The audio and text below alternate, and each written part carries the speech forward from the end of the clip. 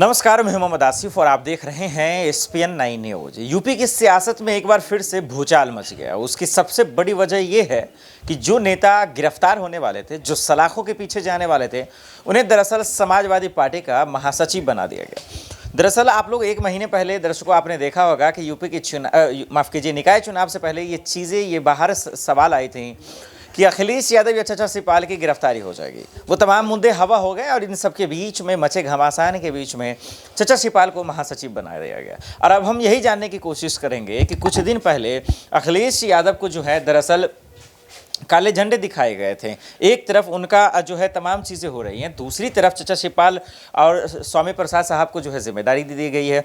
तो आखिर अखिलेश की रणनीति क्या है, उनका फॉर्मूला क्या है, ये समझना बहुत ज़रूरी हो गया है।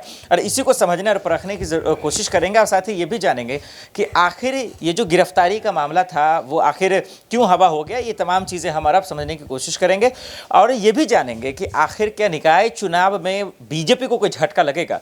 सबसे पहले राहुल सर की तरफ रुख कर रहे हैं। राहुल सर इस वक्त मेरे साथ मौजूद हैं। राहुल सर, सबसे पहले इस सवाल की तरफ शुरुआत कर रहे हैं, वो ये कि कुछ दिन पहले चचा श्रीपाल को अभी जिम्मेदारी मिल गई है, अब उसके बाद आपने देखा महासचिव बन गए हैं। इससे पहले गिरफ्तारी की बात हो रही थी कि कभी चचा श्रीपाल हो सकते हैं अखिलेश। एक से बढ़कर एक मुद्दे आ रहे हैं, हवा हो रहे हैं। आखिर वाकई में समाजवादी पार्टी और बीजेपी चाह क्या रही है? क्या लोगों के हक के मुद्दे पे बात कब?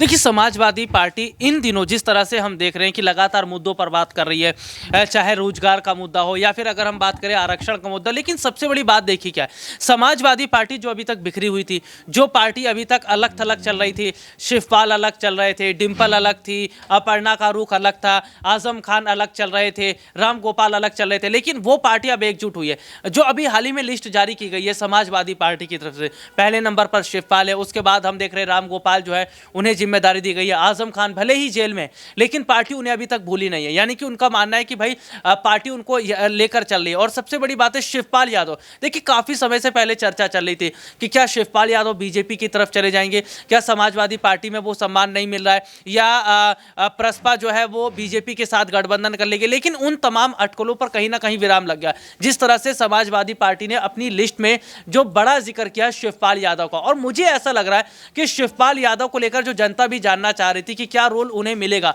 वो कहीं ना कहीं अब ये बता रहा है कि अखिलेश यादव शिवपाल को अपने साथ लेकर चलते नजर आ रहे। शिवपाल यादव किस तरीके से पार्टी के साथ मिलकर काम कर रहे। और देखिए, जाहिर तौर पर देखा जाए तो शिवपाल यादव ने बहुत पहले भी कहा था कि मुझे पद का नहीं चाहिए, लालच नहीं चाहिए, लेकिन कहीं ना कहीं अखिलेश यादव ने अपना बड़प्पन दिखाते हुए जो बड़ी जिम्मेदारी दी है। इसका मतलब है कि शिवपाल आने वाले दिनों में ना सिर्फ स्टार प्रचारक भी रहेंगे, देखिए यूपी का प्रभारी भी उन्हें बनाया गया है। तो ये तमाम चीजें बताती हैं कि शिवपाल यादव सपा में आकर कोई गलती उन्होंने नहीं की है। बीजेपी में जाते क्या पता अपर्णा की तरह उन्हें जगह नहीं मिल पाती।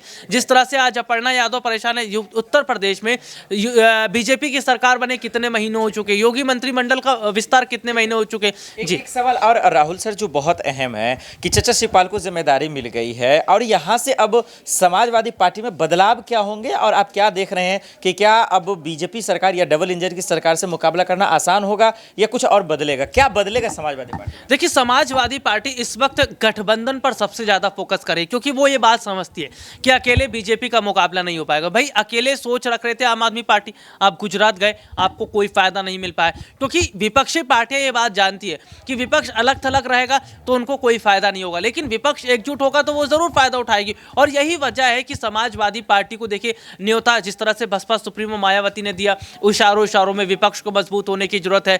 और राजा भैया जो चाहते तो अपने उम्मीदवार को उतार सकते थे, चाहे मैनपुरी से, खतौली, जसवंत नगर सीट से या यूपी निकाय चुनाव में, लेकिन नहीं उतारे।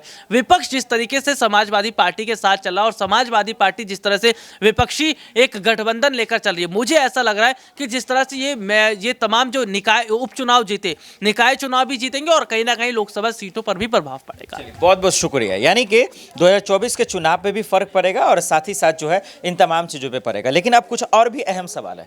अहम सवाल ये कि क्या अपर्णा वापसी कर पाएंगे, और दूसरा ये कि चचा श्रीपाल को महासचिव बनाने के पीछे रणनीति क्या रहेगी। ऋतिक मेरे सहयोगी मेरे साथ मौजूद है। ऋतिक, जो सवाल हम और आप कयासों के तौर पे लगा रहे थे वो दरअसल कल हो चुका है, यानी कि महासचिव बना दिया गया।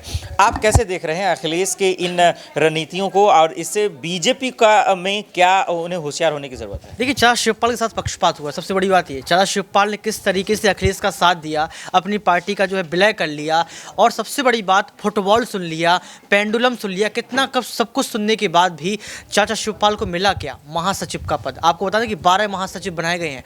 महासचिव के आगे देखिए राम गोपाल यादव को आगे रखा गया है। स्वामी प्रसाद मौर्य जो रामचरितमानस के लिए जो लगातार जो है विवादित बयान में फंसे हुए हैं, उनके बराबरी पर जो है चाचा शिवपाल को रखा गया। तो क्या कुछ यहाँ पर मिल गया है? अपर्णा की बात रही, अपर्णा यादव तो बिल्कुल भी वापसी नहीं करेंगी। क्यों? क्योंकि अपर्णा यादव को ये पता लग गया है कि चाचा शिवपाल के साथ जो हुआ है वो मेरे साथ भी हो सकता है। चाचा शिवपाल के साथ उनका जो बेटा है आदित्य यादव ने खुद जो है अपनी पार्टी से प्रसपा का झंडा हटा के जो है समाजवादी पार्टी की साइकिल का झंडा लगाया था।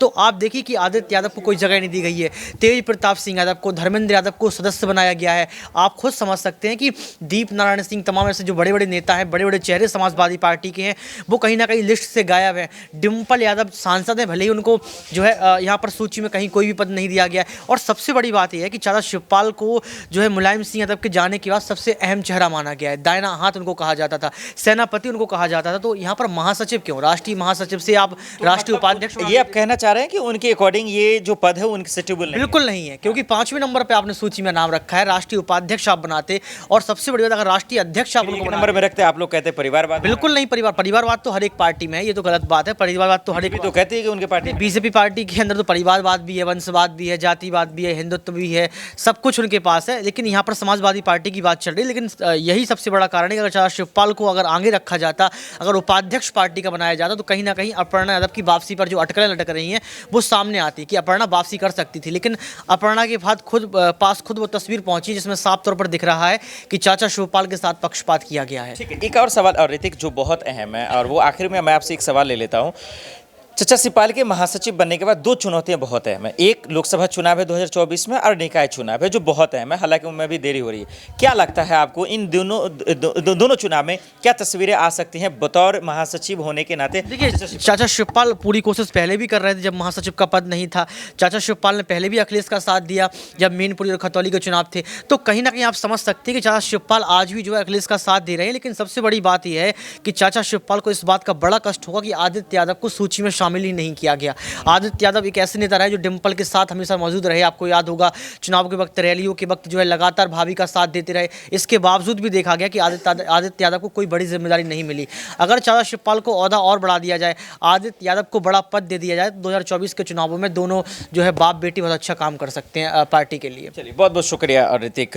देखिए, सहयोगी ने जो बनाया उससे एक चीज़ समझ में आया, और साथ ही साथ ये भी समझ में आया कि जो फैसला इस वक्त अखिलेश और समाजवादी पार्टी की तरफ से लिया गया है, दरअसल उसके पीछे की जो भी मंशा हो, लेकिन अगर समाजवादी पार्टी में बदलाव नहीं होते हैं, अगर तस्वीरें नहीं बदलती हैं, अगर कुछ आउटपुट बेहतर नहीं आता है, तो फिर मुझे नहीं लगता कि इस बदलाव का कोई मायने निकलता है। नंबर 2 जो पॉइंट ये है जो सबसे मायने रखता है कि हम और आपने देखा कि जैसे चाचा शिवपाल ने वापसी की, उसके बाद गिरफ्तारियां की बात आई, अपर्णा की वापसी की बात आई, क्योंकि पहले यही चाचा शिवपाल दरअसल बीजेपी में जाना चाहते थे। कभी योगी जी को लेकर चर्चा हो रही थी, कभी कुछ। लेकिन अब जो है वो गिरफ्तारी का मामला भी हट गया, चाचा शिवपाल की बातें खत्म हो गई, अखिलेश की बातें खत्म हो गई। तो अब सवाल उठने लगा कि आखिर ये सब चीज़ खत्म क्यों हुई है, और अखिलेश यादव को काले झंडे क्यों दिखाए गए हैं? ये तमाम सब चीज़ें समझना बहुत ज़रूरी है। देखते हैं आने वाले वक्त में आखिर अखिलेश इसका जवाब कैसे। हालांकि उन्होंने कहा कि ये सब बीजेपी के गुंडे हैं, लेकिन देखते हैं कि कौन वाकई में गुंडा है, कौन गिरफ्तार होता है, ये तो आने वाले वक्त में पता चलेगा। दर्शकों, आपको क्या लगता है कि चाचा शिवपाल के महासचिव बनने के बाद क्या कुछ बदलेगा? हमें कमेंट में जरूर बताइएगा। लेकिन अभी के लिए इतना ही, हमें दीजिए इजाजत और आप देखते रहे SPN9 न्यूज़। नमस्कार।